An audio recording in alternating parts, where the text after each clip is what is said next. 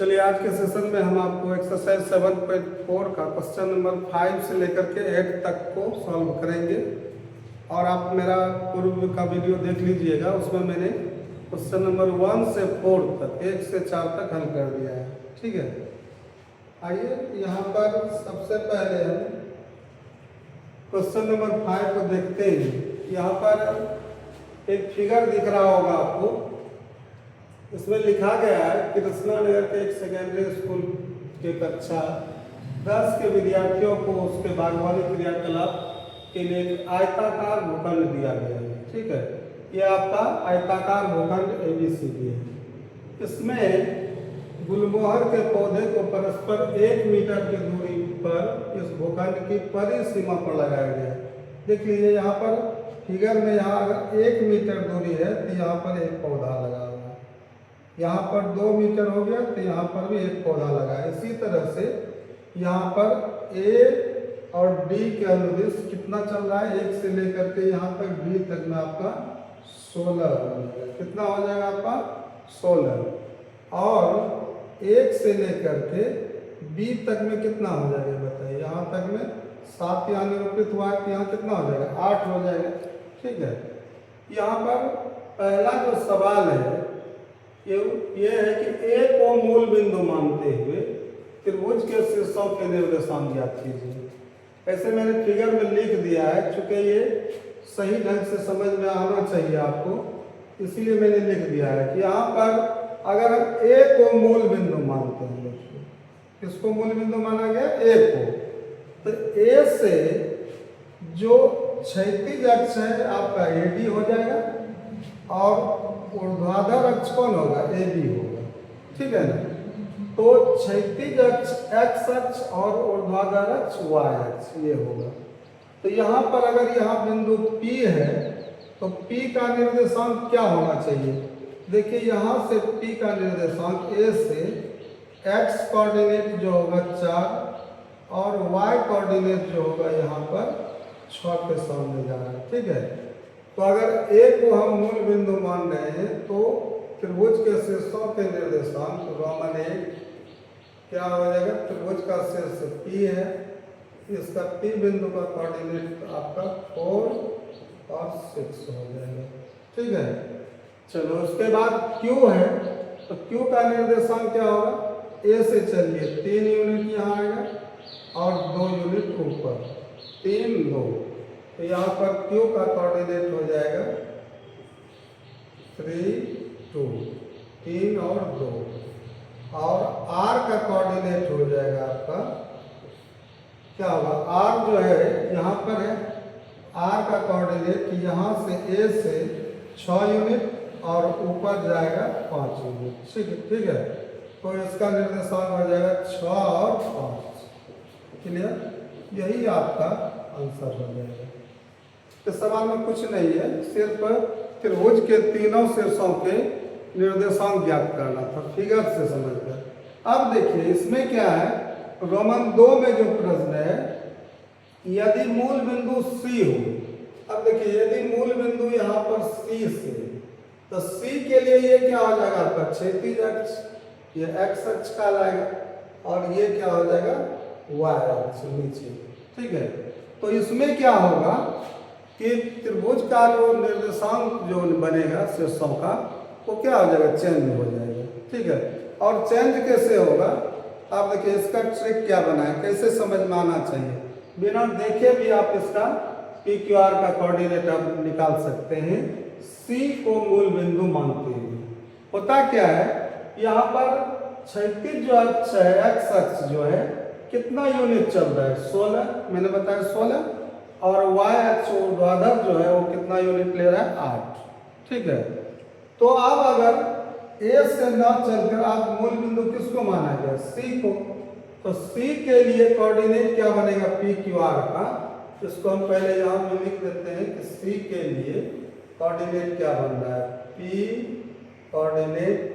अब देखिए यहाँ X अक्ष के लिए P कितना चल रहा है, X नियामक 4, तो X नियामक टोटल कितना है आपका 16, तो 16 में अगर 4 माइनस हो जाएगा तो कितना बचेगा 12। और ये y कोऑर्डिनेट कितना है 6।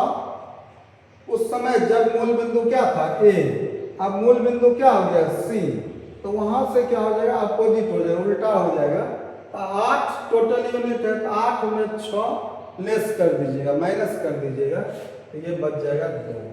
ठीक है, p कोऑर्डिनेट अगर आपको समझ में आ गया होगा, आपको p q r तीनों का निर्देशांक समझ में आ गया होगा। चलो देखो यहाँ पर 3 है, 16 में 3 जाएगा तो क्या होगा 13,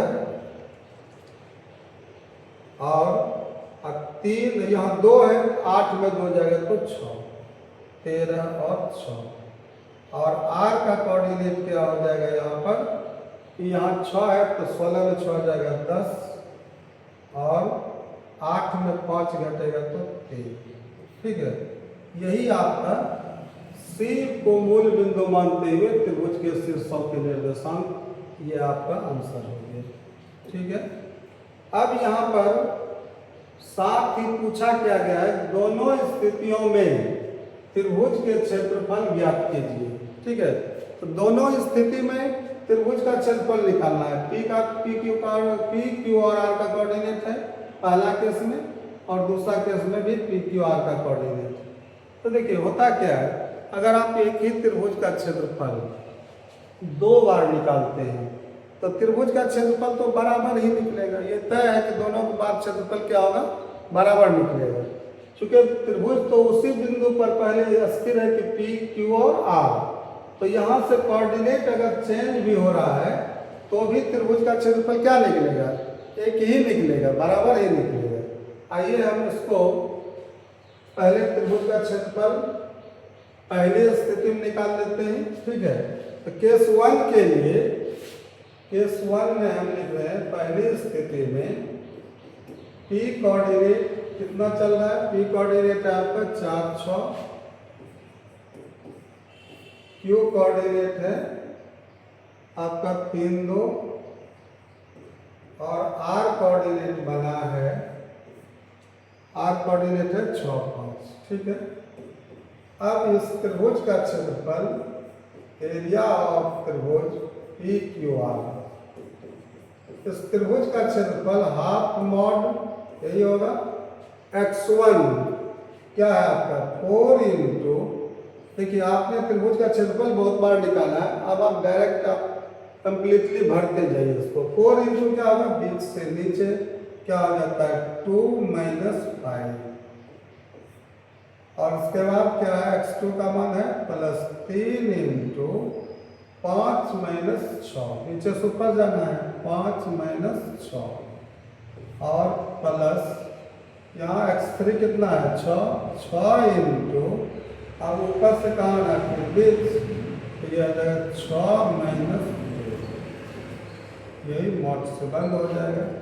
हाफ मॉड क्या हाल हो रहा है, देखिए 2 - 5 कितना हो जाएगा, तो ये हो जाएगा -3 गुना 4 -12, यहाँ 5 - 6 -1 होगा, -1 गुना 3 -3, और 6 में 2 घटेगा, कितना बचेगा 4 4 6 24 +24।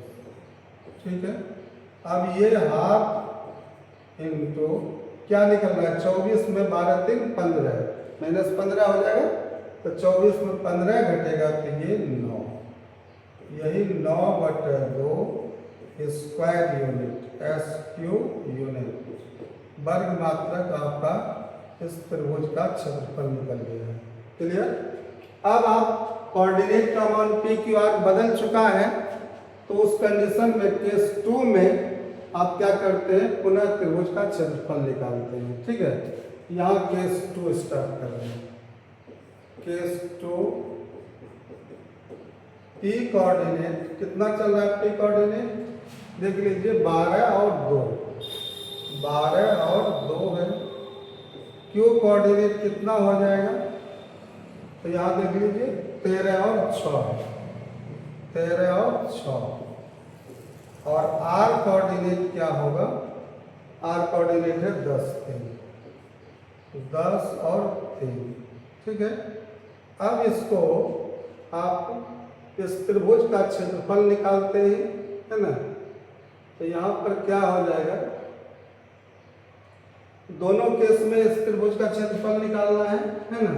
तो इस केस में त्रिभुज का क्षेत्रफल निकालते हैं। तो यहाँ पर क्या हो जाएगा, एरिया ऑफ, यहाँ पर एरिया ऑफ त्रिभुज पी क्यू आर बराबर हाफ मॉड, क्या हो जाएगा, फर्स्ट कोऑर्डिनेट कितना है 12, तो 12 इंटू क्या होगा y2 माइनस y3 से क्या हो जाता है 6 माइनस 3, 6 माइनस 3। इसके बाद 13 है प्लस 13 इंटू क्या हो जाएगा 3 minus 2, 3 minus 2 plus 10 into 10 into होगा आपका 2 माइनस 6, 2 माइनस 6, ठीक है। चलिए इसका कैलकुलेशन क्या होगा, हाफ मॉड 6 में 3 घटेगा 3, 12 तिया 36, 36 हो जाएगा। 3 में 2 घटेगा 1, 13 का 13, और ये 2 माइनस 6 माइनस 4 गुना 10 माइनस 40, ठीक है। तो 36 और 13 49, 49 में 40 घटा तो 9, तो ये हो गया हाफ इंटू 9, ये निकल गया 9/2 स्क्वायर यूनिट वर्ग मात्रा, ठीक है। तो दोनों कंडीशन में त्रिभुज का क्षेत्रफल बराबर निकला। तो प्रश्न है कि आप क्या देखते हैं, तो हम लोग क्या देखते हैं कि दोनों स्थिति में त्रिभुज का क्षेत्रफल समान है। हम लिख लेते हैं अतः दोनों स्थितियों में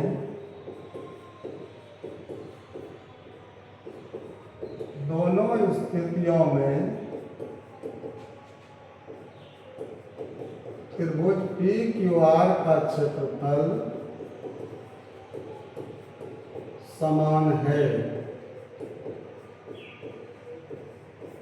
चलिए यही आपका आंसर हो गया कि क्षेत्रफल निकल गया, और दोनों स्थिति में हमने देखा कि त्रिभुज का क्षेत्रफल क्या चल रहा है, बराबर है, ठीक है। चलिए अगला प्रश्न आपका है क्वेश्चन नंबर 6। यहाँ पर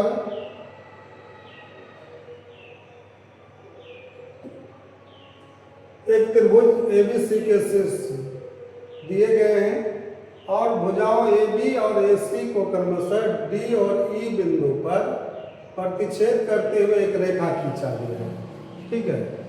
तो एक त्रिभुज ABC खींचा जाएगा और AB और AC को प्रतिच्छेद करने वाली रेखा एक D खींचा जाएगा, ठीक है। तो वह रेखा AD बटे AB, ये AD जो है ये पार्ट है और AB क्या है टोटल। उसी तरह से AE पार्ट होगा, AC टोटल होगा। ये 1:4 के अनुपात में ये विभाजित कर रहा है, ठीक है।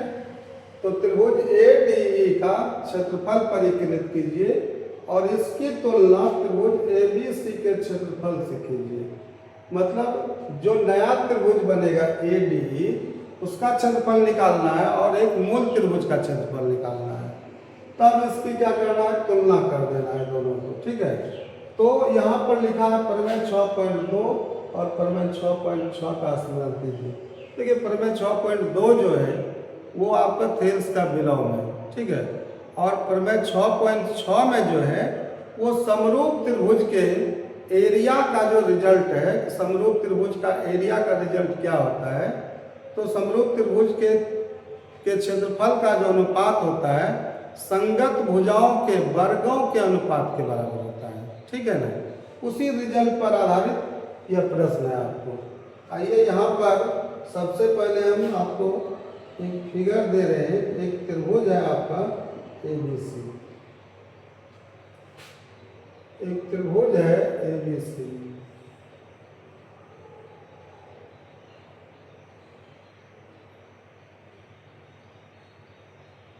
यहाँ पर एक त्रिभुज ABC है। A का कोऑर्डिनेट है आपका कितना 4 6, 4 और 6। B का कोऑर्डिनेट है 1 5, B कोऑर्डिनेट 1 5 और सी कोऑर्डिनेट है 7 2 7 2। ठीक है। अब यहाँ पर ए बी और ए सी को बिंदु डी और ई एक रेखा है, ये आपका किस अनुपात में बांट रहा है? 1:4 में। यहाँ पर हम एक रेखा खींचते हैं, यहाँ बिंदु है आपका डी और यहाँ बिंदु है आपका ई, डी और ई। अब इसमें है कि डी और ई का जब तक कोऑर्डिनेट नहीं आएगा, ठीक है, डी और ई का क्या चाहिए? कोऑर्डिनेट। तो डी का कोऑर्डिनेट क्या होगा? तो देखिए ए बी को बिंदु डी जो है किस अनुपात में बांटता है? ए डी अनुपात डी बी क्या है, पहले ये समझ लीजिए। तो यहाँ दिया गया है ए डी बटे ए बी, तो पार्ट और पार्ट का अनुपात तो है नहीं, यहाँ क्या दिया हुआ है? पार्ट और टोटल। तो देखिए अगर ये पार्ट ए डी जो है 1 रेशियो ले रहा है और टोटल 4 रेशियो 4 अनुपात है, तो निचला पार्ट का अनुपात क्या होगा? 3 होगा। ठीक है। तो इसको पहले हम हल करके दिखा देते हैं कि हमें दिया किया गया है। तो देखिए ए डी बटे, इसका सॉल्यूशन होगा ए डी बटे ए बी बराबर कितना है? 1/4, 1/4 है। ठीक है।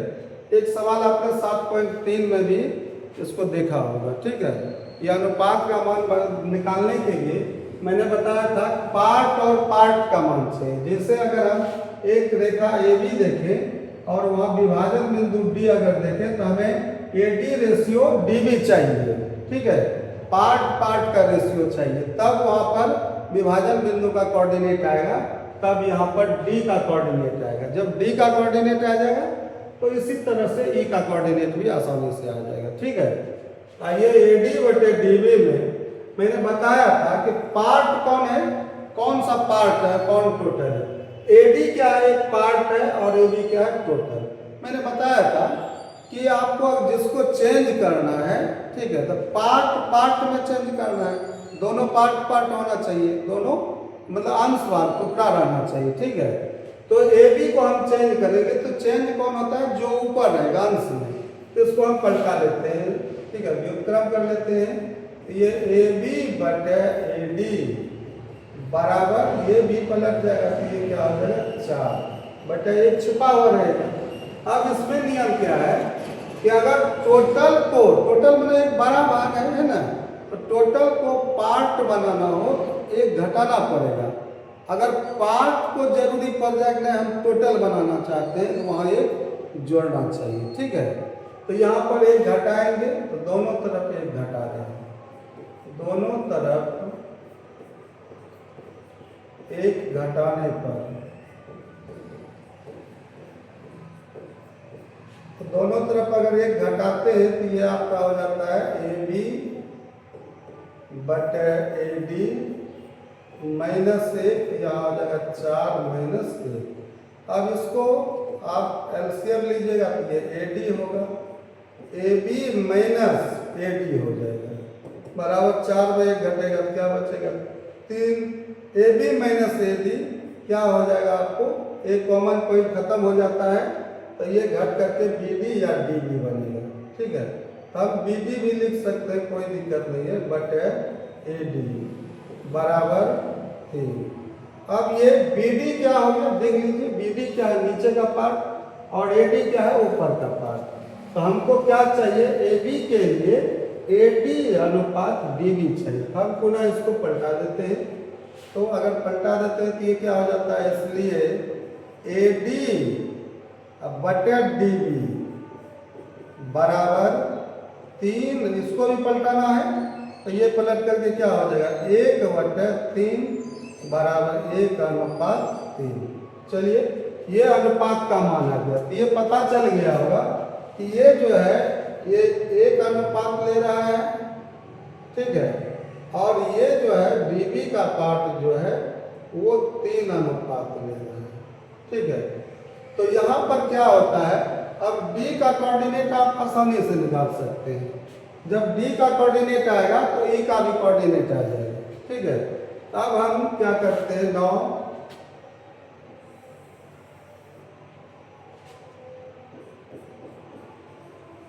डी कोऑर्डिनेट, अब डी कोऑर्डिनेट क्या होगा, विभाजन सूत्र लेगा। ठीक है, तो डी कोऑर्डिनेट क्या होगा, एक जो है किससे मल्टीप्लाई करेगा, बी से, और 3 कहाँ मल्टीप्लाई होगा, यहाँ से, ए के कोऑर्डिनेट से। ठीक है, अगर ए बी रेखाखंड को ऐसे समझ लीजिए, अगर मेरे पास एक रेखाखंड ए बी है, यहाँ ए कोऑर्डिनेट आपका 4, 6 है और बी कोऑर्डिनेट आपका 1, 5 है। तो अगर यहाँ पर विभाजन बिंदु डी है और ए डी क्या है आपका 1 और डी बी रेशियो है 3, अब विभाजन बिंदु का यहाँ से देख लीजिए क्या हो जाता है। ठीक है, तो क्या होगा, एक जो है मल्टीप्लाई कहाँ होगा, 1 से। ठीक है, और 3 गुना होगा 4 से। 1 गुना 1 क्या होगा, 1 प्लस 3 गुना 4, 4 तिया 12, और बटे अनुपातों का योग 1 जोड़ 3 4। अब सेकेंड कोऑर्डिनेट डी का क्या होगा, 1 गुना 5 5 और 3 गुना 6 कितना होगा, 3 6 के 18। ये हो गया 5 जोड़ 18 बटे अनुपातों का योग 4। ठीक है, तो यहाँ से आपको डी कोऑर्डिनेट निकल जाएगा। डी कोऑर्डिनेट कितना आ गया, तो 12 13 बटे 4 और ये निकला 18 5 23 बटे 4, 23 बटे 4। ठीक है, ये आपका डी कोऑर्डिनेट हो गया। अब इसी तरह से ई का कोऑर्डिनेट क्या निकल रहा है, देख लीजिए। ई का कोऑर्डिनेट भी यहाँ क्या होगा, ए ई पार्ट होगा 1 और इसका पार्ट हो जाएगा 3। ये होगा 1 पार्ट 1 रेशियो लेगा और ये रेशियो 3 ले लेगा, ई और सी।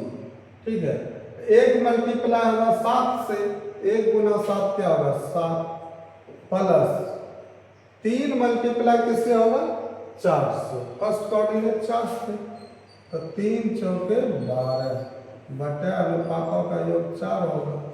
ठीक है, अब सेकेंड कोऑर्डिनेट ई का क्या होगा, 1 गुना 2 2 होगा, 3 गुना 6 18 होगा, तो 2 प्लस 18 बटे क्या होगा 4। अब यही इसी कोऑर्डिनेट का हल कर लीजिए। ई कोऑर्डिनेट कितना निकल रहा है, 12 7 19 बटे 4 और 18 2 20 बटे 4 क्या होगा 5। ठीक है, अब डी और ई का कोऑर्डिनेट आ गया। अब आपके पास एक त्रिभुज दिख रहा है ए डी ई, इसी त्रिभुज का क्षेत्रफल ज्ञात करने के लिए पूछा गया है। तो डी ए का कोऑर्डिनेट पहले से दिया हुआ है और डी ई का कोऑर्डिनेट आ चुका है, तो त्रिभुज का क्षेत्रफल निकालना है। तो यहाँ पर एरिया ऑफ त्रिभुज ए डी ई बराबर हाफ मॉड। अब ए का कोऑर्डिनेट क्या है, ए का कोऑर्डिनेट देखिए, फर्स्ट कोऑर्डिनेट यहाँ से। ठीक है, ए का कोऑर्डिनेट कितना है, एक्स यहाँ पर 4 इंटू किसके साथ गुना होगा, 4 इंटू वाई, यहाँ से देखिए y2 माइनस y3 डी का ना, तो क्या हो जाएगा 23 बटे 4 माइनस 5, ये हो जाएगा 23 बटे 4 माइनस 5।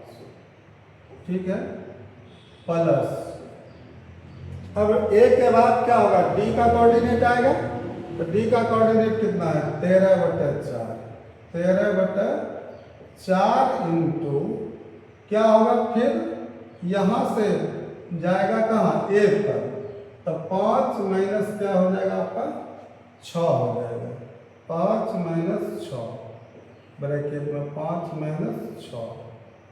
अब फिर प्लस, फिर x3 कोऑर्डिनेट क्या है यहाँ, ई के x3 का आएगा 19 बटे 4, 19 बटे 4 इंटू क्या होगा, फिर 6 से माइनस हो जाएगा 23 बटे 4, 6 माइनस 23 बटे 4 होगा। ठीक है, बॉक्स बंद करते हैं। हाफ मॉड कितना निकल रहा है, 4 पंचे 20 23 में 20 घटेगा तो क्या बचेगा 3/4, तो 4 गुना 3/4 प्लस 13/4 गुना ये हो जाएगा 6 - 5 -1। यहाँ पर क्या आ रहा है 19/4 इंटू 6 के 24 घटा 23 1/4। ठीक है, अब यहाँ पर 4 और 4 क्या हो जाएगा कैंसिल हो जाएगा। ठीक है, तो हाफ मॉड ये क्या निकला 3 माइनस हो जाएगा 13 का 13/4 होगा और प्लस 19/4 चौके 16। ठीक है, हाफ मॉड एलसीएम कितना हो जाएगा 16। ठीक है, एलसीएम कितना हो जाएगा ये 16 हो जाएगा और इसके नीचे एक है 16 तिया 48 माइनस 4 से भाग दीजिएगा 4 चौक 16 4 13 चौके 52 और प्लस 16 16 कैंसिल होगा 19। ठीक है, बराबर हाफ इंटू अब देखिए 48 और 19 जुटेगा, क्या होगा 48 और 19 जुटेगा तो क्या बचेगा देखिए क्या 9 17 17 के साथ उसके बाद 4 1 5 1 6 67 और 67 में आपका 52 घटेगा तो क्या बचेगा 15। तो ये आपका मान निकल गया 15/16 बराबर 15/16 गुना 32। ये स्क्वायर यूनिट ये आपका क्षेत्रफल निकल गया किसका त्रिभुज ADE का। ठीक है, अब क्या कह रहा है कि त्रिभुज ABC के क्षेत्रफल से इसकी तुलना करना है। अब हम किसका क्षेत्रफल निकालेंगे त्रिभुज ABC का। ठीक है, तब हम त्रिभुज ABC का क्षेत्रफल यहाँ पर निकाल देते हैं। ठीक है, अगेन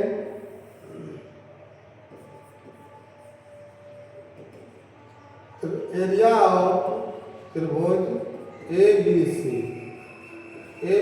का क्षेत्रफल हाफ मॉड क्या होगा A का कोऑर्डिनेट B का कोऑर्डिनेट और C का कोऑर्डिनेट x1 x2 x3 देख लीजिए। x1 का मान कितना है 4 तो ये हो जाएगा 4। ठीक है, इनटू में क्या होगा यहाँ B में y2 और C में y3 है तो 5 - 2 होगा। इसके बाद प्लस B में क्या है आपका x2 है तो यहाँ 1 है 1 इंटू यहाँ 2 से ये कहाँ चला जाएगा 6 पर 2 - 6 प्लस x3 कोऑर्डिनेट कितना है 7 इंटू फिर 6 से कहाँ चला जाएगा 5 पर 6 - 5। अगर आपको यहाँ से समझ में नहीं आएगा तो ABC का कोऑर्डिनेट लिख लीजिएगा ऊपर नीचे और उससे त्रिभुज का क्षेत्रफल निकाल लेना है। ठीक है, तो ये क्या निकल रहा है बताओ हाफ मॉड 5 में 2 घटेगा 3 4 तिया 12 2 घटा 6 -4 गुना 1 -4 और 6 घटा 5 1 यहाँ क्या होगा प्लस 7 का 7। ठीक है, तो 12 और 7 क्या होगा 19 19 में से 4 घटेगा तो 15 15 गुना 1 क्या हो जाएगा 15/2। ये आपका स्क्वायर यूनिट निकल गया ये पूरे त्रिभुज मूल त्रिभुज का क्षेत्रफल। ठीक है, अब इसमें क्या करना है इसका हम लोग क्या करना है इसकी तुलना करना है। तो हम इसके अनुपात को देखते हैं कि ADE का एरिया है ना 9 एरिया ऑफ त्रिभुज ADE बटे एरिया ऑफ त्रिभुज ABC। देखिए एरिया ऑफ त्रिभुज ADE कितना निकला है 15/32 तो ये होगा 15/32 और भाग है यहाँ बटे है। अगर हम गुना के फॉर्म में लिखें तो ABC का क्षेत्रफल बटे में जो आएगा वह गुना के फॉर्म में जाएगा तो पलट जाएगा व्युत्क्रम हो जाएगा तो ये हो जाएगा 2/15 2/15 15 15 होगा। चलो 15 और 15 कैंसिल, 2 1 2, 16 दूना 32 बराबर 1:16। यही आपका अनुपातिक मान हो गया। इसकी तुलना मैंने किया तो क्या पता चला कि इस त्रिभुज का जो क्षेत्रफल का जो अनुपात है अगर 1 है, क्या है चल रहा है 1, तो बताइए कि मूल त्रिभुज का क्षेत्रफल का रेशियो कितना है? ये आपका 16 है। ठीक है, मूल त्रिभुज एबीसी का रेशियो फॉर्म क्या निकला? 16। अब बात आती है कि यहाँ एडी क्या है, एक बार देखिए एडी क्या है। क्या यह एडीई का इस त्रिभुज का एक भुजा है? बताइए। और एबी क्या है? ये मूल त्रिभुज एबीसी का है। चल रहा है मूल त्रिभुज एबीसी का है ना। तो अगर ये एडी जो है एडीई त्रिभुज का है और एबी जो है मूल त्रिभुज एबीसी का है, तो दोनों के भुजा का रेशियो क्या है? 1 और 4, 1:4 है। अगर ये दोनों त्रिभुज समरूप होते हैं तो क्या कहा जाएगा कि दोनों त्रिभुज अगर समरूप होते हैं तो ये होता है कि समरूप त्रिभुज के क्षेत्रफल का जो अनुपात होगा वह संगत भुजाओं के वर्गों के अनुपात के बराबर होगा। तो 1 का वर्ग कर दीजिए, स्क्वायर कीजिए 1 होगा, और 4 का स्क्वायर कीजिएगा 400 के 16 होगा। इसका मतलब हम लोगों का आंसर सही है। ठीक है, अब बात आता है कि आखिर ये दोनों त्रिभुज समरूप कैसे है। ठीक है, तो समरूप होने के लिए हमें एंगल एंगल एंगल थ्योरम का यूज करना पड़ेगा। ठीक है, तो थेल्स का विलोम बताया, अगर भुजाएं समान अनुपात में विभाजित हो रही है 1:3 1:3 में, ठीक है, समान अनुपात में विभाजित हो रही है, तो वह तीसरी भुजा की क्या होती है? समांतर होती है। तो ये दोनों लाइन पैरेलल हो गया, समांतर हो गया। तो समांतर होने से क्या होता है? ये बी पर जो बना कोण है बी के बराबर और ई पर जो बना कोण है सी के बराबर, ये संगत कोण बराबर हो जाएगा। और कोण ए जो है ये कॉमन है, इस त्रिभुज एडीई का भी है और एबीसी का भी है। तो दो एंगल के बराबर होने से एंगल एंगल ऊपर में बना है, त्रिभुज समरूप हो गया। तो जब दोनों त्रिभुज समरूप हो गया, समरूप त्रिभुज के क्षेत्रफल का अनुपात उसके संगत भुजाओं के वर्गों के अनुपात के बराबर हो जाएगा। और इसमें भुजा जो है संगत दिया गया है 1:4 का, 1 स्क्वायर 1 होगा, 4 स्क्वायर 16 होगा। ठीक है, चलो आगे बढ़ाते हैं। अगला प्रश्न क्या है? 7। मान लीजिए ए कोऑर्डिनेट 4 2, बी कोऑर्डिनेट 6 5 और सी कोऑर्डिनेट 1 4 एक त्रिभुज एबीसी के शीर्ष है। आइए पहले क्या बोल रहा है कि इस प्रश्न में ए से होकर जाने वाली माध्यिका बीसी को डी पर मिलती है, बिंदु डी का निर्देशांक ज्ञात कीजिए। ठीक है, बिल्कुल आसान है।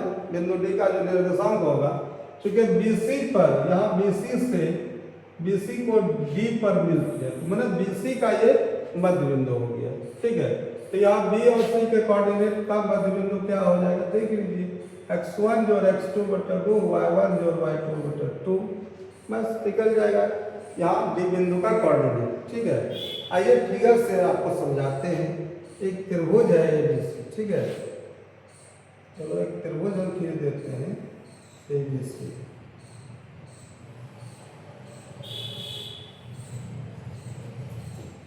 एक त्रिभुज है आपका ए बी और सी, और ए से एक माध्यिका बीसी पर, माध्यिका क्या होता है कि शीर्षों से, मतलब शीर्ष से कहाँ रेखा खींचा जाएगा? तो सम्मुख भुजा को मध्य बिंदु पर मिलाती है ना। तो यहाँ से हम बीसी के मध्य बिंदु, ये पार्ट बराबर हो गया, ये रेखा आपका माध्यिका कहलाता है।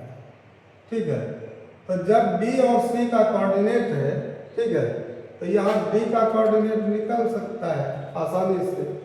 तो यहाँ पर एक कोऑर्डिनेट कितना है देख लीजिए, इसका सॉल्यूशन 1 रोमन 1 का। रोमन 1 में बिंदु डी का कोऑर्डिनेट चाहिए। हम यहाँ पर क्या कर रहे हैं, ए बी सी डी का जो कोऑर्डिनेट है ए बी सी का कोऑर्डिनेट, ए का कोऑर्डिनेट क्या है आपका देख लीजिए, फिगर पर रख देते हैं 4 और 2, और बी कोऑर्डिनेट क्या बना है 6 और 5, 6 और 5, सी कोऑर्डिनेट है 1 और 4। अब यहाँ चूंकि BC का मध्य बिंदु D है, यहाँ पर हम लिखते हैं चूंकि BC का मध्य बिंदु D है, मध्य बिंदु D है, तो मध्य बिंदु का कोऑर्डिनेट एक विशेष विभाजन बिंदु मध्य बिंदु कहलाता है। मध्य बिंदु के कोऑर्डिनेट का सूत्र आपको पता होगा, x1 जोड़ x2 बटे 2, और सेकेंड कोऑर्डिनेट होता है y1 जोड़ y2 बटे 2। मतलब पहला में पहला कोऑर्डिनेट जोड़िए BC का 6 जोड़ 1 7, 6 जोड़ 1 बटे 2 और 5 जोड़ 4, 5 जोड़ 4 बटे 2। तो ये कोऑर्डिनेट निकल गया, D कोऑर्डिनेट कितना निकला 7 बटे 2 और ये निकला 9 बटे 2। चलो यही आपका एक आंसर निकल गया रोमन 1 का, ठीक है। अब यहाँ पर है AD पर स्थित एक ऐसे बिंदु P के निर्देशांक याद कीजिए जो, ताकि AP अनुपात PD बराबर 2:1 हो, ठीक है। तो यहाँ पर AD पर, इस AD रेखाखंड पर एक बिंदु P, एक बिंदु क्या है P है, इस P बिंदु का निर्देशांक निकालना है, ठीक है। होता क्या है देख लीजिए, माध्यिका जो होती है, माध्यिका को अगर कोई बिंदु विभाजित करता है 2:1 में, ठीक है, 2:1 में, तो वह केंद्रक कहलाता है। बाद में पता चलेगा वह क्या कहलाता है, केंद्रक।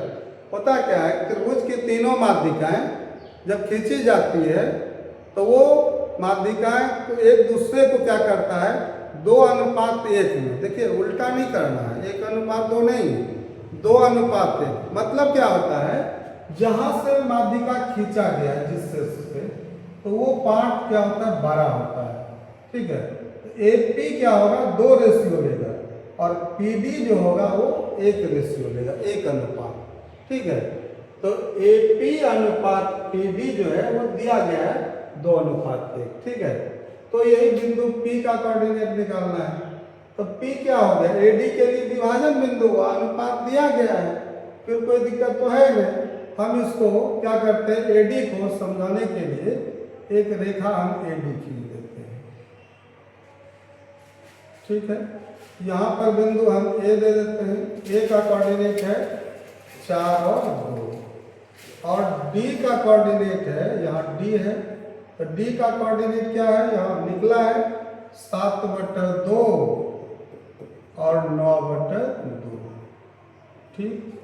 और हमको यहाँ A से जब खींचा गया तो 2 रेशियो, 2 अनुपातिक मान जो है पहला पार्ट बड़ा होगा, तो ये 2:1 में एक विभाजन बिंदु P है, देख रहे हैं। इसी बिंदु का कोऑर्डिनेट निकालना है। आपको समझ में आ गया होगा कि सब कोऑर्डिनेट निकालना बिल्कुल आसान है। यही चीज़ तो है कि कोऑर्डिनेट हम जब जानते हैं तो फिर आपको कोई दिक्कत नहीं होता है। कोऑर्डिनेट निकालना है हर हाल में, कंपेयर में जाएगा या कोऑर्डिनेट निकलेगा, ठीक है। तो P बिंदु का कोऑर्डिनेट रोमन 2 में पूछा गया है, तो रोमन 2 में हम P कोऑर्डिनेट निकाल लेते हैं। क्या होगा देखिए, P कोऑर्डिनेट 2 आएगा यहाँ और 1 आएगा यहाँ, समझ में आ रहा है। तो 2 गुना 7 बटे 2 क्या लिखा जाएगा, 2 गुना 7 बटे 2 प्लस 1 गुना 4, 1 गुना 4 बटे क्या होता है अनुपातों का योग, 2 1 3। सेकेंड कोऑर्डिनेट P का क्या होगा, फिर सेकेंड कोऑर्डिनेट से मल्टीप्लाई करेगा, ठीक है। तो 2 गुना 9 बटे 2, 2 गुना 9 बटे 2 प्लस 1 गुना कितना, 1 गुना 2 बटे अनुपात को जोड़ा जाएगा तो 2 जोड़े 3 होगा, ठीक है। P कोऑर्डिनेट यहाँ देखिए 2 और 2 कैंसिल हो जाएगा, 7 जोड़ 4 का 4, 7 4 11 बटे 3, और यहाँ में 2 2 कैंसिल होगा, 9 और 2 गुना 1 2 हो जाएगा, तो 9 2 11/3। चलो पी कोऑर्डिनेट का आंसर आ चुका है कि पी कोऑर्डिनेट 11/3 और 11/3।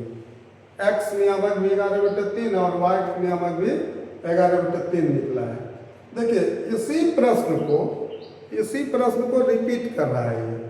यहाँ रोमन 3 में है कि माध्यिकाओं बी और सी एफ पर ऐसे बिंदुओं क्यू और आर के निर्देशांक ज्ञात कीजिए। अब बी एक माध्यिका, अगर यहाँ पर हम बी खींचें, क्या खींचें? बी, तो यहाँ बी खींचा जाएगा, मध्य बिंदु पर मिलेगा यहाँ एसी का मध्य बिंदु, ठीक है।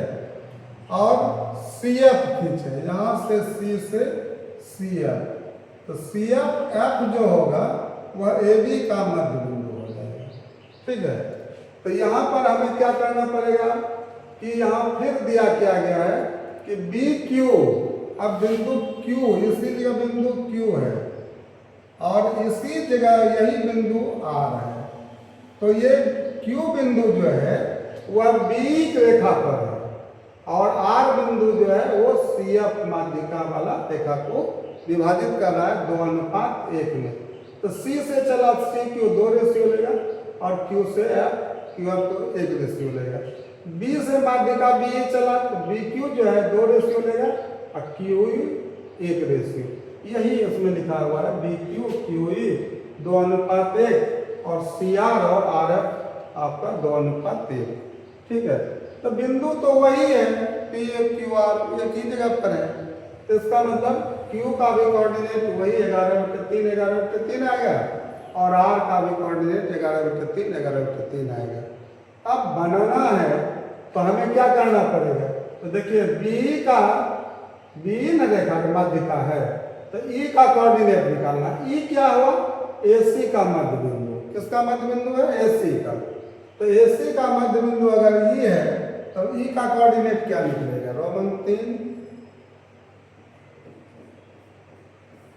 ई कोऑर्डिनेट मध्य बिंदु का कोऑर्डिनेट निकाल दीजिए। एसी का मध्य बिंदु ई है तो 4 1 5 5/2 डायरेक्ट हम लिख रहे हैं 5/2 और सेकेंड कोऑर्डिनेट 4 2 6/2 3। ये आपका ई का कोऑर्डिनेट निकला। जब ई का कोऑर्डिनेट निकल गया अब बी ई एक रेखा दिख रहा है, आप बी एक रेखा खंड खींच लीजिए। यहाँ पर बी और यहाँ पर ई और बी का कोऑर्डिनेट कितना दिया हुआ है? 6 5 और ई का कोऑर्डिनेट मध्य बिंदु से निकला है 5/2 और 3। ये निकला 5/2 और 3, ठीक है। और विभाजन बिंदु इसका क्या है? क्यू है। इस पी के बदले क्या है? क्यू है और रेशियो का मान अनुपात है 2:1 ही दिया हुआ है। तो फिर इसको आप यहाँ क्रॉस करते हैं, एक को यहाँ क्रॉस करते हैं तो क्यू का कोऑर्डिनेट प्राप्त हो जाएगा। तो यहाँ पर हम क्यू कोऑर्डिनेट, इसलिए क्यू कोऑर्डिनेट क्या प्राप्त हो रहा है? देखिए 2 × 5/2 2 × 5/2 प्लस 1 × 6 1 × 6 बटा अनुपातों का योग क्या होगा? 2 1 3। फर्स्ट कोऑर्डिनेट हो गया। सेकंड कोऑर्डिनेट 2 × 3 क्या हो जाएगा? 2 × 3 प्लस 1 × 5 1 × 5 बटा अनुपात का योग क्या हो जाता है? 2 1 3, ठीक है। अब यहाँ पर देख लीजिए, यहाँ क्यू कोऑर्डिनेट कितना आ रहा है? देख लीजिए 2 और 2 कैंसिल हो गया, ठीक है। तो क्या करना है? 5 6 का 6 6 5 11/3 और यहाँ 2 3 6 और 1 × 5 5 6 5 11/3। अगर ये दोनों 11/3 नहीं आता है, मान लिया जाए, तो आपको समझना है कि आपका कैलकुलेशन गलत हो रहा है, ठीक है ना। क्योंकि तीनों बिंदु जो है एक ही स्थान पर है, मतलब समझ आइए तीनों बिंदु संपाती है, समझ गए ना। तो तीनों बिंदु संपाती है तो एक ही बिंदु है तो उसका कोऑर्डिनेट अलग अलग नहीं हो सकता है। चलो यहाँ पर इसमें अब तुम देखो सी एफ क्या है? ए बी का मध्य बिंदु है, एफ क्या है? ए बी का मध्य बिंदु है। अब अगेन एफ कोऑर्डिनेट हम निकाल देंगे। एफ कोऑर्डिनेट क्या निकलेगा? ए बी का मध्य बिंदु एफ है। बाध्यिका जो जाता है सी से, तो ए बी के मध्य बिंदु पर जाता है। तो बताइए ए बी का मध्य बिंदु एफ है, तो ए का कोऑर्डिनेट क्या है? 4 और 6 10/2 होगा 5। तो एफ का कोऑर्डिनेट हो जाएगा आपका फर्स्ट कोऑर्डिनेट एक्स नियामक 5। ठीक चल रहा है। 4 6 10/2। तो उसके बाद 2 और 5 7/2। तो ये निकला 7/2। ठीक है।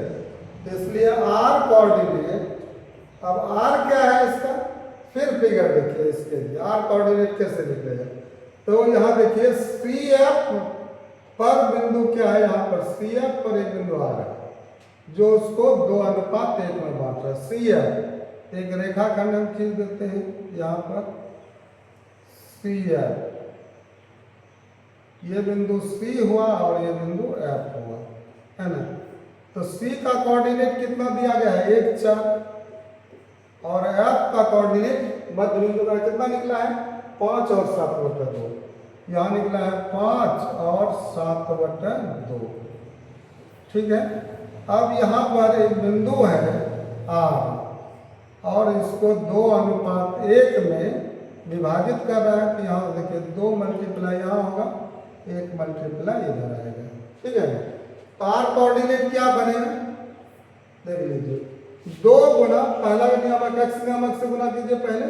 2 गुना 5 10। 2 गुना 5 प्लस फिर 1 गुना 1। 1 गुना 1 बटा अनुपातों का योग 3 होगा। 2 1 3। चलिए सेकंड कोऑर्डिनेट 2 गुना 7/2। 2 गुना 7/2 अब प्लस 1 गुना 4। 1 गुना 4 बटा क्या होगा? 2 1 3। अब यहाँ देखिए 2 2 कैंसिल हो जाएगा। तो इसलिए आर कोऑर्डिनेट जो निकला, क्या निकल गया बताओ? 5 गुना 10 1 11/3 और यहाँ भी 7 जो 4 11/3। आपने क्या देखा? यहाँ पर प्रश्न है, निकल गया सबका कोऑर्डिनेट। ये भी 11/3, ये आपका आंसर हो गया। ठीक है। अब देखिए तीनों जो है बिंदु, कौन कौन बिंदु? पी क्यू और आर, तीनों बिंदु क्या हो गया? कोऑर्डिनेट क्या निकाला? 11/3 और 11/3। फर्स्ट कोऑर्डिनेट 11/3 है और सेकंड कोऑर्डिनेट भी 11/3। तो यहाँ पर क्या हुआ कि रोमन 4 में इसने प्रश्न पूछा क्या क्या देखते हैं, है ना। तो हम लोगों ने क्या देखा कि ये तीनों जो है बराबर एक ही बिंदु है कि नहीं। तो हम रोमन 4 में लिख देंगे, रोमन 4 में कि बिंदु है P, Q तथा R एक ही बिंदु है, एक ही बिंदु है। क्लियर? ये तीनों बिंदु क्या है? एक ही बिंदु है। और आप विशेष जानकारी के लिए समझ लीजिए कि माध्यिका एक दूसरे को काटा है तो कॉमन पॉइंट जो होगा वो केंद्रक होगा। ठीक है। अगर आप इसको पहले समझ लेते कि ये त्रिभुज का केंद्रक है तो फिर केंद्रक का निर्देशांक निकालना आसान होता है। ए बी सी का कोऑर्डिनेट का पहला कोऑर्डिनेट x1 x2 x3 को जोड़िए बटे 3 कीजिए, निकल जाएगा। देख लीजिए 4 6 10 1 11 11/3 एक्स नियामक निकलेगा। फिर सेकंड कोऑर्डिनेट 2 5 7 4 11/3 वाई नियामक निकल जाएगा। तो केंद्रक का निर्देशांक जो है डायरेक्ट निकलता है। अभी इसको क्या कर रहा है कि केंद्रक को समझाने का प्रयास कर रहा है कि देखो केंद्रक क्या होता है। ठीक है। एक प्रश्न ऑब्जेक्टिव आपको ज्योमेट्री में आता है कि त्रिभुज की तीनों माध्यिकाएं एक दूसरे को किस अनुपात में विभाजित करती है। याद रखना 2:1 होता है, उल्टा कभी नहीं, गलत हो जाएगा। ठीक है ना। चलो आगे बढ़ाते हैं। क्वेश्चन नंबर 7 है। मान लीजिए ए कोऑर्डिनेट बी कोऑर्डिनेट सी कोऑर्डिनेट इतना है, एक त्रिभुज बना है, त्रिभुज के शीर्ष है और यहाँ पर उसी साथ का रोमन 5 का सवाल है ना। तो ए का कोऑर्डिनेट यहाँ पर जो है x1 y1, b कोऑर्डिनेट इतना, c कोऑर्डिनेट इतना है, ठीक है। ये कोऑर्डिनेट कहाँ से आ गया है? कोऑर्डिनेट पहले सवाल का था, ठीक है। रोमन 5 का सवाल सिर्फ हम बता रहे हैं, ठीक है ना इसमें। तो ए का कोऑर्डिनेट, बी कोऑर्डिनेट, सी कोऑर्डिनेट है, त्रिभुज के शीर्ष है और इसका केंद्रक का निर्देशांक ज्ञात करना है। स्टैंडर्ड फॉर्म में कोऑर्डिनेट लिया है, ठीक है। अगर आपको सूत्र पता है केंद्रक का निर्देशांक का कि x1 जोड़ x2 जोड़ x3 बटे 3 x नियामक का सूत्र हुआ और y नियामक का सूत्र होता है कि y1 जोड़ y2 जोड़ y3 बटे 3, ठीक है। तो यही मान निकलेगा इससे, ठीक है। और देखते हैं इसको। सबसे पहले हम एक त्रिभुज बना लेते हैं।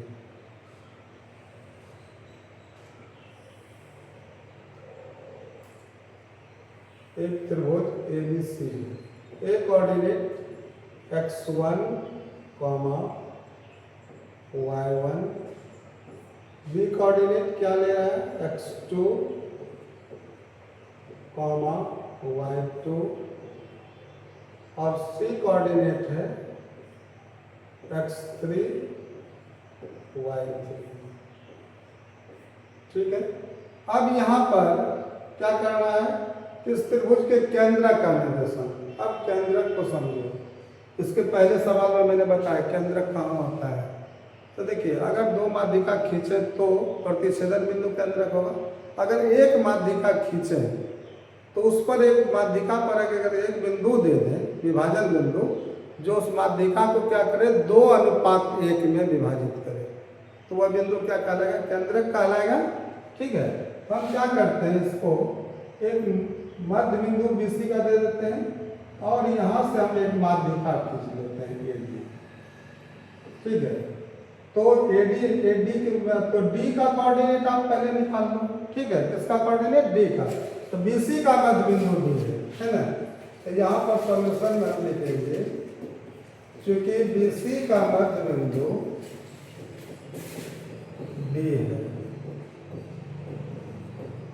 BC का मध्य बिंदु D है, इसलिए D कोऑर्डिनेट,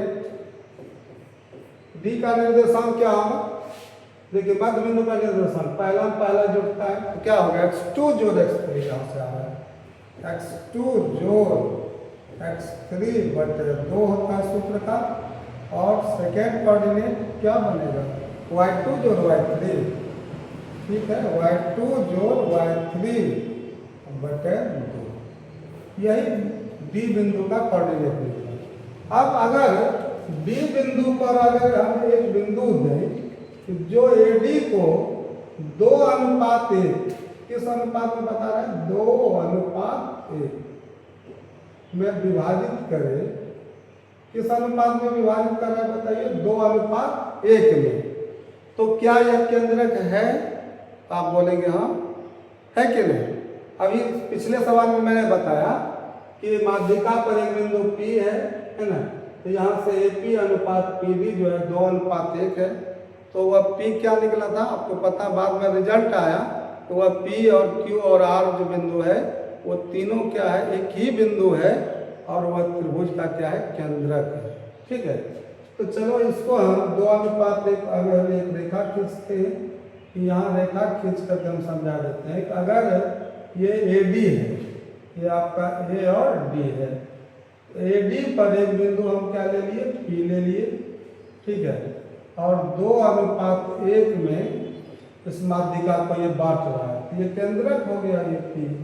एक कोऑर्डिनेट क्या दिया गया है? x1, y1 और D का कोऑर्डिनेट कितना निकला है? यहाँ देखिए क्या निकला है? x2 जोड़ x3 बटे 2 और y2 जोड़ y3 बटे 2, ये आपका D का कोऑर्डिनेट।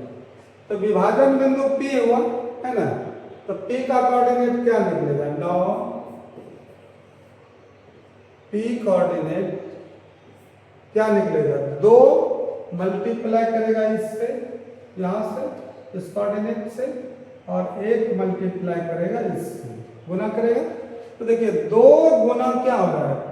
पहला पार्ट से गुना करेगा x नियामक से, तो 2 गुना x2 जोड़ x3 होता है 2। देखिए पी कोऑर्डिनेट क्या निकल रहा है, 2 गुना x2 जोड़ x3 बटा 2 प्लस 1, जिस समय 2 निकला उसी समय 1 भी निकला, 1 गुना x1, तो प्लस क्या हो जाएगा 1 गुना x1 और संपूर्ण बटे अनुपातों का योग 2 जोड़ 1 3 हो जाएगा।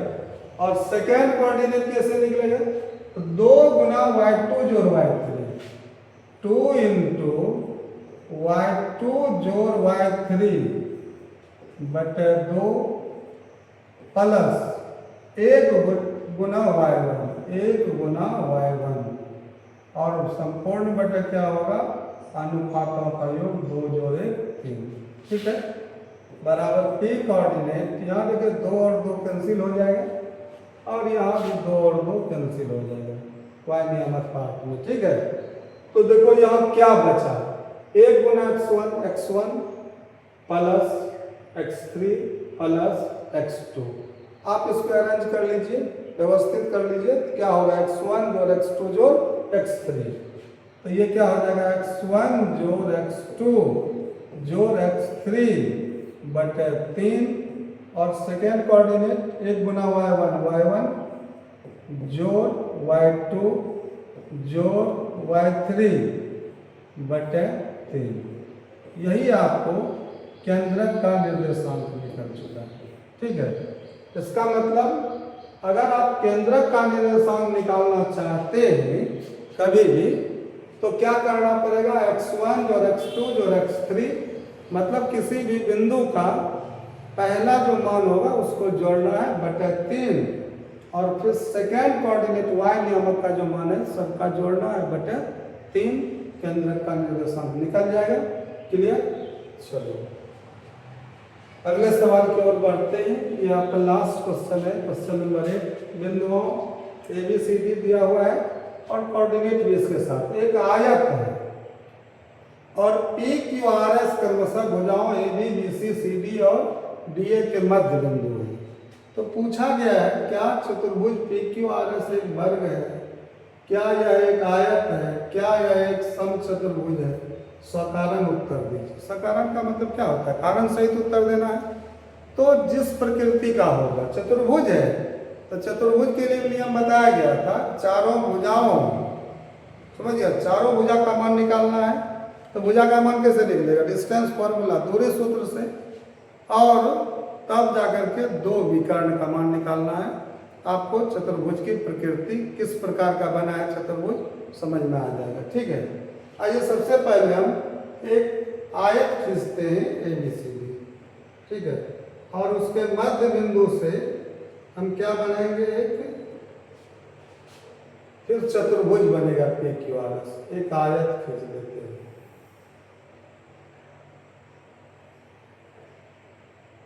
चलो मान लेते हैं कि मेरा एक आयत है ABCD। यहाँ A कोऑर्डिनेट कितना दिया गया है बताओ, -1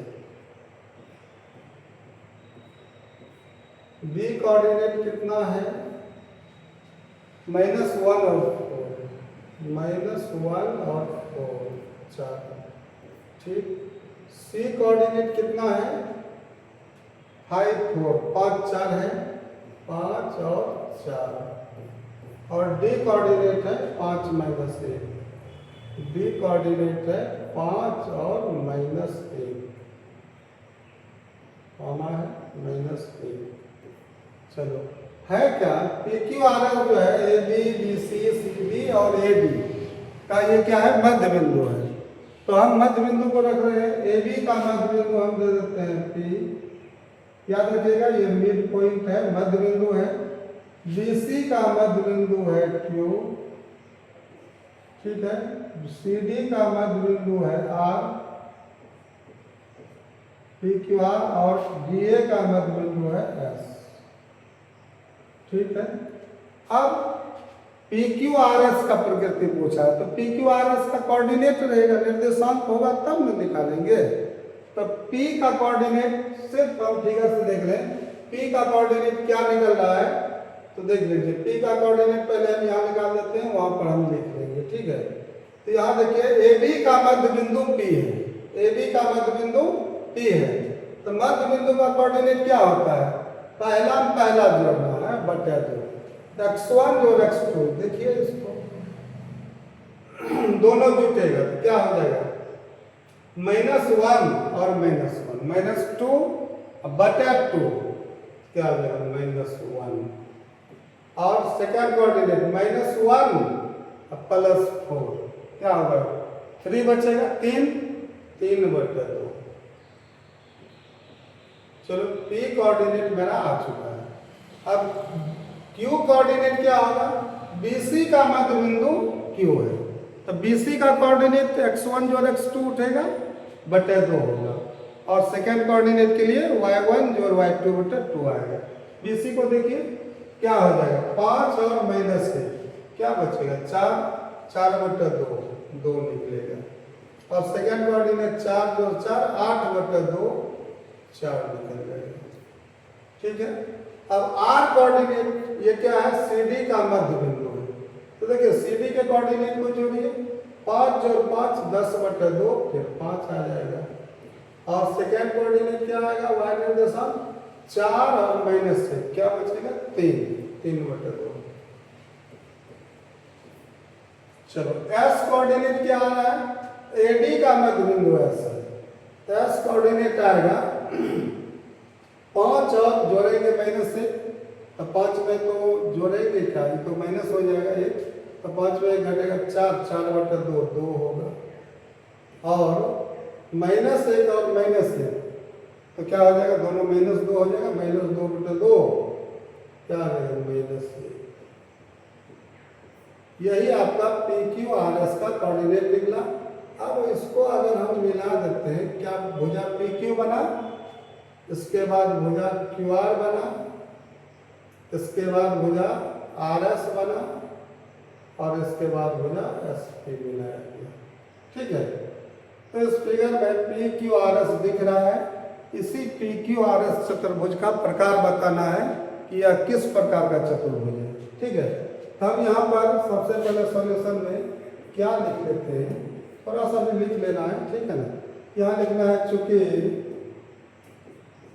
AB, BC, CD तथा DA का मध्य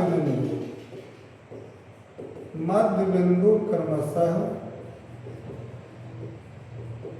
कौन सा बिंदु है, मध्य बिंदु क्रमशः बिंदु डबल हो जाएगा, बिंदु P, Q, R तथा S है। चलो मैंने बता दिया कि ये मध्य बिंदु है, तो इसलिए मध्य बिंदु के कोऑर्डिनेट को हम निकाले हैं, डायरेक्ट लिख लीजिए यहाँ से। P कोऑर्डिनेट क्या आया आपका, -1 और 3 बटे 2, -1 और 3 बटे 2। ठीक है, Q कोऑर्डिनेट क्या निकला है, Q कोऑर्डिनेट आया है 2 और 4। ठीक है, 2 और 4, तो यहाँ से हम लिख लेते हैं 2 और 4। R कोऑर्डिनेट क्या आया है, R कोऑर्डिनेट आया है 5 और 3 बटे 2, यही निकला है 5 और 3 बटे 2। S कोऑर्डिनेट क्या आया है, यहाँ से आया है 2 और -1। ठीक है, 2 और -1, 2 -1। ठीक है, अब PQRS के लिए चारों भुजा पहले पता कीजिए, PQRS पॉइंट है, PQ, QR, RS और अंत में SP। ठीक है, लगातार होता है PQ, QR, RS और SP। तो पहले हम PQ दूरी सूत्र का अप्लाई करेंगे PQ के लिए, PQ बराबर √ PQ को देखिए, अब दूरी सूत्र आ गया है एक्सरसाइज 7.1 में। ठीक है, अब PQ के लिए संख्यात्मक मान है 2 में Q के कोऑर्डिनेट में P का कोऑर्डिनेट घटाइए, Q का कोऑर्डिनेट 2 सूत्र का -1 है तो क्या होगा, +1 का होल स्क्वायर प्लस 4 -3 बटा 2 का होल स्क्वायर। चलो इसको हल करते हैं, √ क्या निकल रहा है, 2 1 3 का होल स्क्वायर, 3 3 9 प्लस 4 गुना 8, 8 घटाओ 3 5 बचे 25 बटे 2, क्या हो जाएगा 25 25 बटे 2 गुना 4। देख लीजिए 4 गुना 8, 8 में 3 घटा तो 5, 5 बटे 2 होगा 25 25 बटे क्या हो जाएगा 4, और अंडर रूट ये 4 गुना 36 और 25 61 बटे 4। ठीक है, अंडर रूट कितना निकला 61 बटे 4। आप रूट 61 और 4 का वर्गमूल 2 बाहर निकाल सकते हैं, नहीं तो ऐसा भी छोड़ सकते हैं, कोई दिक्कत नहीं है इसमें। तो देखिए ये ठीक है, 25 और 36 61 ही होता है, तो अंडर रूट 61 बटे 4 का वर्गमूल हम 2 लिख सकते हैं। इतना यूनिट इतना इकाई जो है पी क्यू निकला। अब क्यू आर को आप देखिए, क्यू आर बराबर क्या निकलना है, क्यू आर बराबर क्यू और आर का कोऑर्डिनेट 5 घटा 2 का whole square plus Q R से देख रहे हैं 3 बटा 2 घटा 4, 3 बटा 2 माइनस 4 का होल स्क्वायर। देख लीजिए वही मान निकलेगा, बराबर ही है। 5 में 2 घटेगा 3 का होल स्क्वायर क्या हो जाएगा 3 तिया 9, और प्लस 4 गुना 8, 3 घटा 8 क्या होगा माइनस 5 बटे 2 का होल स्क्वायर, तो प्लस में आ जाएगा 25 25 बटे 4। एलसीएम लेने पर अंडर रूट 9 चौक 36 25 61 बटे 4, अंडर रूट 61 और बटे 4 का वर्गमूल 2। ठीक है, बराबर भुजा निकल रहा है। चलो क्यू आर के बाद आर एस, आर एस बराबर एस के कोऑर्डिनेट में उसका कोऑर्डिनेट घटाइए आर, क्या होगा 2 माइनस 5 का होल स्क्वायर, ठीक है, प्लस माइनस 1 और माइनस 3 बटा 2 का होल स्क्वायर। ठीक है, बराबर फिर हल वही होगा। देखिए 2 घटा 5 माइनस 3 होगा, होल स्क्वायर पर होने पर प्लस होगा 3 तिया 9 प्लस, यहाँ देखिए होल स्क्वायर के अंदर से सब प्लस ही होएगा स्क्वायर से, तो माइनस 2 और माइनस 3 माइनस 5 बटे 2 का होल स्क्वायर, ये हो जाएगा 25 बटे 4, ये अंडर रूट 61 बटे 4 आएगा, और 4 का वर्गमूल 2 बाहर न करते हैं तो अंडर रूट 61 बटे 2 भी लिख सकते हैं।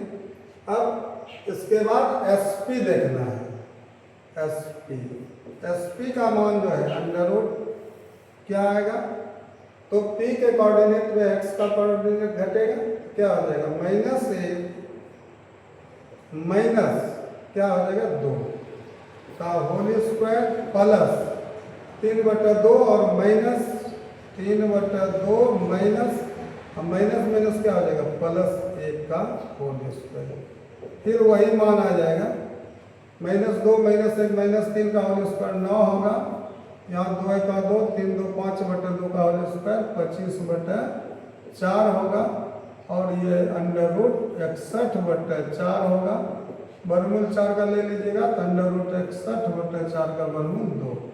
तो भुजा का मान क्या निकल गया, सब बराबर निकल चुका है। अब क्या बचा है हम लोगों को, 2 विकर्ण निकालना है।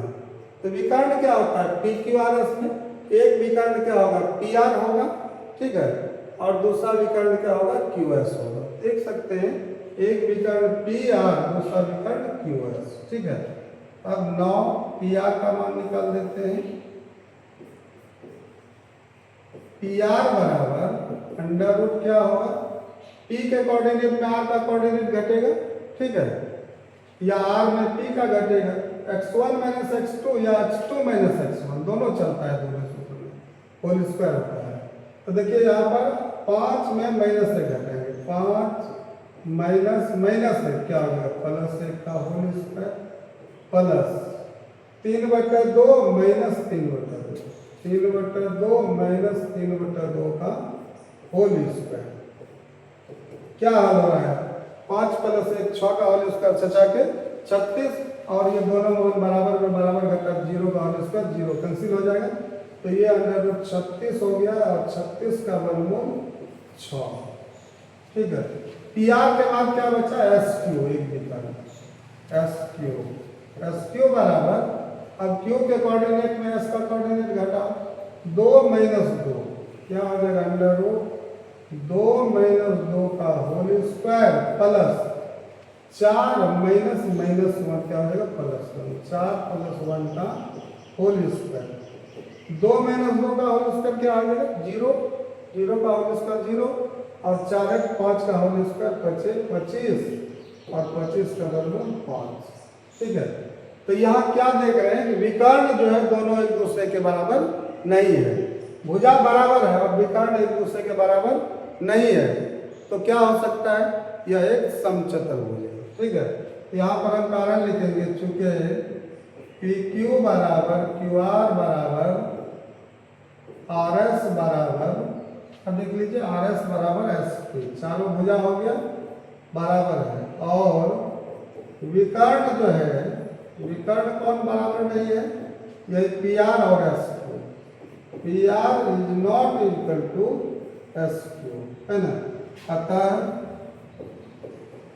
पी क्यू आर एस एक समचतुर्भुज है। एक क्या है आपका समचतुर्भुज है। यही आपका रिजल्ट आया।